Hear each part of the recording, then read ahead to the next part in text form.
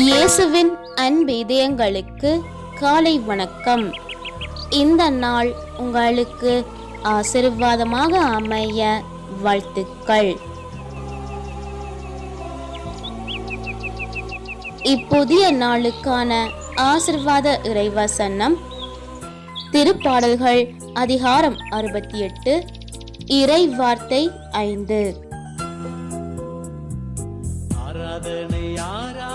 திக்கற்ற பிள்ளைகளுக்கு தந்தையாகவும் கணவனை இழந்தாளின் காப்பாளராகவும் இருப்பவர் தூயகத்தில் உறையும் கடவுள். அற்புதமே அதிசயமே